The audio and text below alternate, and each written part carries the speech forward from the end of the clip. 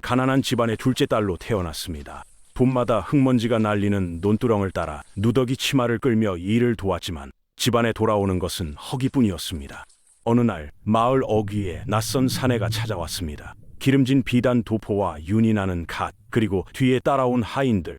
그는 이 마을에서 보기 힘든 양반이었고 당신의 아버지는 그 앞에서 연신 허리를 굽혔습니다. 사내의 눈길이 당신에게 머무르자 아버지의 얼굴이 굳었습니다. 그러나 얼마 지나지 않아 그는 방으로 불려 들어가고 몇 장의 은전이 손에 쥐어졌습니다. 그 순간 당신은 알았습니다. 아버지의 주름진 손이 더 이상 당신을 붙잡지 못하리라는 것을. 어머니의 눈은 벌써 젖어 있었고 손끝은 떨렸습니다. 그러나 그녀 역시 아무 말도 하지 못했습니다. 가난은 사랑보다 더 무거운 쇠사슬이었으니까요. 당신은 사내의 수레에 태워졌습니다. 덜컹거리는 바퀴 아래로 고향의 흙길이 점점 멀어지고 뒤를 돌아보자 초라한 초가집 앞에 어머니가 서 있었습니다. 그녀는 치맛자락으로 입을 틀어막고 있었고 울음은 목구멍을 찢듯 솟구쳤습니다. 그러나 당신은 손을 뻗을 수 없었습니다. 이미 수레의 문이 닫히고 당신은 낯선 세상으로 팔려가는 몸이 되었으니까요. 그 사내는 당신을 아내로 맞아들이지 않았습니다. 그의 집에는 이미 정실 부인이 있었고 당신은 그저 한낱 첩으로 들어가는 운명이었습니다. 종살이와 다를 바 없되 그 속은 훨씬 더 우멈했습니다. 웃음을 지어야 하고 몸을 내어야 하며 동시에 정실 부인의 눈길 속에서 끝없이 살아남아야 했습니다. 집안 대문이 열리던 순간 정실 부인의 그림자가 길게 드리워졌습니다. 그녀의 눈빛은 얼음장처럼 차가웠고 당신의 가슴은 돌덩이처럼 내려앉았습니다. 이제부터 당신의 이름은 지워지고 이 집안의 가장 낮은 자리에 새겨질 뿐이었습니다. 당신이 처음 양반가의 대문을 넘어섰을 때 공기는 이미 달라져 있었습니다.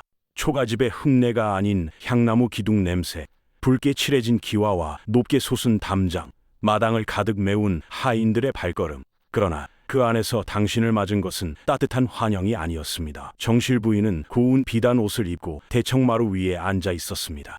그녀의 얼굴은 단정했으나 눈빛은 송곳처럼 날카로웠습니다. 당신이 고개를 숙이자 그녀는 차갑게 입을 열었습니다. 이 집에 들어온 이상 네 자리는 언제나 내 발밑이다. 그 말은 명령도 경고도 아닌 선고였습니다. 마치 당신의 운명이 이미 정해졌다는 듯 아무 감정 없는 목소리였습니다. 그 순간부터 당신은 마루 아래에 꿇어앉아 있어야 했습니다. 무릎이 돌처럼 단단한 마룻바닥에 짓눌려 아팠지만 일어설 수 없었습니다. 하인들은 눈길을 흘기며 속삭였고 당신의 옷차림을 흘겨보며 웃음을 감추지 않았습니다.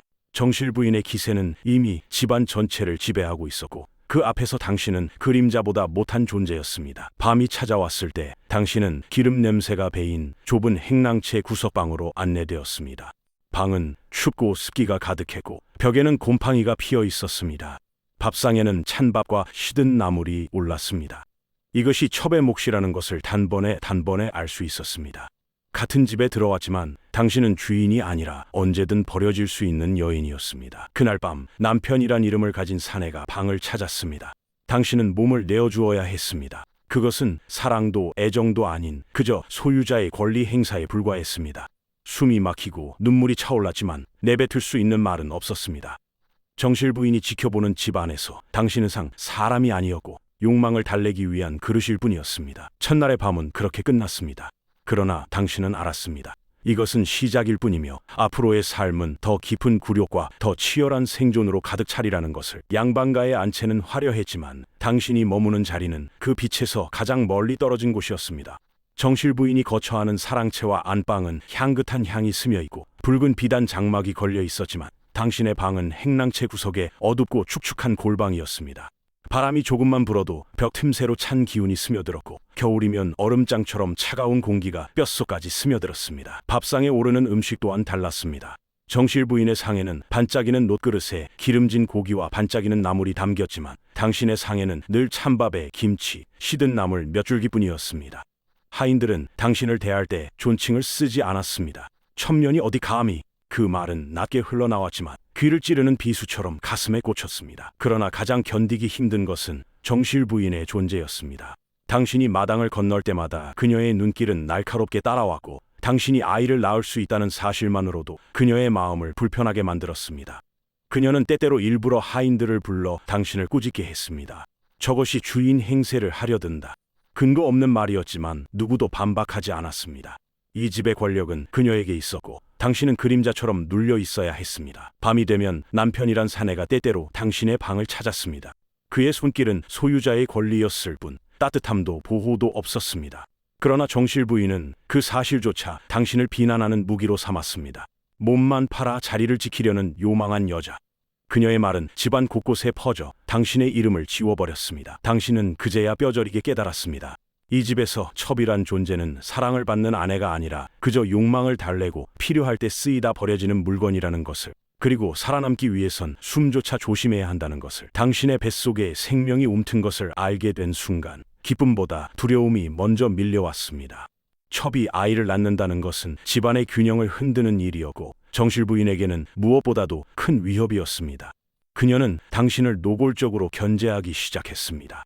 첩이 감히 시를 이어가려 한다. 그녀의 목소리는 날이 서 있었고 하인들조차 그녀의 눈치를 보며 당신을 몰래 따돌리기 시작했습니다. 배가 불러올수록 당신의 자리는 더 불안정해졌습니다. 작은 방에서 밤마다 아이의 움직임을 느끼며 손을 얹고 속삭였지만 밖에서는 시선이 점점 차가워졌습니다. 정실 부인은 당신의 음식을 의심스레 살피며 하인들에게 독을 넣어도 모를 것이다 라는 말을 흘렸습니다. 그 말이 농담인지 협박인지 알 수 없었지만 당신의 심장은 날마다 얼어붙었습니다. 아이가 태어난 날 당신의 방은 울음소리로 가득 찼습니다. 그러나 기쁨은 오래가지 않았습니다. 정실 부인은 곧장 달려와 아이를 내려다보며 차갑게 웃었습니다. 족보에 오르지 못할 사생아일 뿐이다. 그 말은 마치 칼날처럼 당신의 귓가를 베어냈습니다. 당신은 아이를 품에 안고 더더욱 움츠러들 수밖에 없었습니다.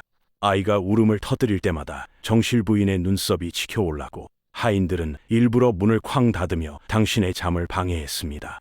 아이에게 젖을 물리며 눈을 감으면 언제 문이 열리고 어떤 손길이 덮쳐올지 몰라 몸이 떨렸습니다. 그러나 동시에 아이는 당신의 전부가 되었습니다. 세상은 당신을 천대했지만 아이만은 당신을 붙잡는 작은 희망이었습니다. 당신은 속으로 다짐했습니다. 내 삶이 어떻게 끝나든 너만은 지켜내겠다. 하지만 그 다짐은 무거운 쇠사슬과도 같았습니다. 아이의 무게는 곧 삶의 무게였고 그 무게는 날이 갈수록 더 깊게 당신의 어깨를 짓눌렀습니다. 아이가 태어난 뒤 당신의 삶은 더욱 험난해졌습니다. 정실 부인은 당신을 집안의 불길한 존재로 몰아세웠고 하인들은 그녀의 눈치를 보며 대놓고 당신을 무시했습니다. 어느 날은 당신이 정성껏 지은 음식을 상에 올렸지만 정실 부인은 눈길 한 번 주지 않고 그릇을 발로 차 쓰러뜨렸습니다. 음식이 바닥에 흩어지고 아이의 울음이 겹쳐 울려 퍼졌지만 누구 하나 당 도와주지 않았습니다. 오히려 청년이 감히 상을 어지럽혔다는 말이 퍼져 당신의 귀를 파고들었습니다. 침전에서 바느질을 하며 작은 옷을 기우려 만들었을 때조차 그것은 비웃음의 대상이 되었습니다. 첩이 주인 행세하려 드는구나. 바느질 선이 찢겨나가며 하인들의 손에 내던져졌습니다. 당신은 억울함을 호소할 수 없었습니다. 입을 열면 불경죄로 몰려 더 큰 처벌을 받는 것이 이 집안의 규칙이었습니다. 밤이 되면 아이를 꼭 끌어안고 울음을 삼켰습니다. 그러나 그 울음조차 벽 너머로 흘러나가면 또다시 정실 부인의 눈총이 날아들었습니다. 요망한 피를 물려받았다. 그 한마디는 아이의 존재마저 부정하는 저주와도 같았습니다. 당신은 아이를 지켜야 했기에 눈물은 가슴속에 삼키는 수밖에 없었습니다. 가끔 남편은 당신의 방을 찾았지만 그는 정실 부인의 눈치를 보느라 오래 머물지 않았습니다. 오히려 그의 무심한 태도는 당신을 더 깊은 절망으로 몰아넣었습니다. 당신은 그의 사랑을 바라지 않았습니다. 다만 아이를 향한 한 줄기 보호라도 원했지만 그것마저 허락되지 않았습니다. 그리하여 당신의 삶은 모함과 눈물 속에서 하루하루 무너져 갔습니다. 그러나 쓰러질 수는 없었습니다. 아이의 숨결이 당신의 품에 살아있었기 때문입니다. 당신은 속으로 다짐했습니다. 세상이 나를 짓밟더라도 너만큼은 무너지게 두지 않겠다. 그 다짐이 아니었다면 이미 오래전에 이 집에서 사라졌을지도 모릅니다. 당신이 아무리 억울함을 삼키며 견뎌도 이 집안의 법과 질서는 언제나 정실 부인의 편에 서 있었습니다. 조선의 법은 정실의 아들만을 적통으로 인정했고 첩의 아이는 설사 같은 피를 이어받았다 해도 언제든 족보 밖으로 밀려날 수 있었습니다. 정실 부인은 이 점을 누구보다 잘 알고 있었고 그것을 무기 삼아 당신을 압박했습니다. 네 아이가 아무리 울어도 족보에 오르지 못하면 그냥 종의 자식일 뿐이다. 그 말은 비수가 되어 가슴에 박혔습니다. 남편조차 당신을 보호하지 않았습니다. 그에게 첩은 단순히 욕망을 채우기 위한 존재였고 집안의 질서를 흔드는 짐이 될 수 없었습니다. 정실 부인의 눈총 앞에서 그는 침묵했고 당신의 억울함은 들리지 않는 바람처럼 흩어졌습니다. 결국 당신은 더욱 고개를 숙여야 했습니다. 어느 날 정실 부인이 집안 어른들 앞에서 당신의 아이를 문제 삼았습니다. 이 집안의 질서를 해치는 씨앗입니다. 아이를 품에 안고 떨던 당신은 차갑게 내리꽂히는 그 시선에서 버틸 힘을 잃을 뻔했습니다. 그러나 울 수 없었습니다. 울음은 곧 패배를 드러내는 약점이었기 때문입니다. 아이를 지키기 위해 당신은 더욱 조심스러워졌습니다. 누가 음식을 건네든 먼저 입에 대지 않았고 아이의 옷을 바느질할 때도 불빛을 가려 몰래 만들었습니다. 아이가 웃을 때조차 당신은 가슴 속에서만 그 기쁨을 느꼈습니다. 언제 그 웃음이 다른 이들의 시기를 불러올지 알 수 없었기 때문입니다. 권력의 벽은 너무도 두텁고 높았습니다. 당신이 발버둥칠수록 그것은 더욱 단단히 당신을 옥죄었습니다. 그러나 그 벽 앞에서 당신은 단 하나를 다짐했습니다. 나는 무너져도 좋다. 그러나 아이만큼은 이 세상에서 버틸 자리를 마련해 주리라. 그 다짐은 눈물보다 뜨겁고 피보다 깊은 결심이 되었습니다. 세월은 참혹하게도 당신의 얼굴과 몸을 조금씩 지워갔습니다. 한때는 젊음으로 불려가던 밤이 있었지만 이제는 그 발길조차 멎었습니다. 정실 부인의 눈길은 여전히 날카로웠고 하인들의 수군거림은 점점 더 노골적으로 바뀌었습니다. 이제는 늙은 첩일 뿐. 그 말은 바람처럼 스쳐가도 가슴 깊이 박혔습니다. 당신의 방은 여전히 행랑채 구석이었고 아이를 키우며 버텼던 그 작은 공간마저도 점차 무거운 그림자가 드리웠습니다. 남편은 더 이상 찾아오지 않았습니다. 그는 새로운 첩을 맞이했고 그녀가 젊음과 웃음을 무기 삼아 집안의 이목을 끌었습니다.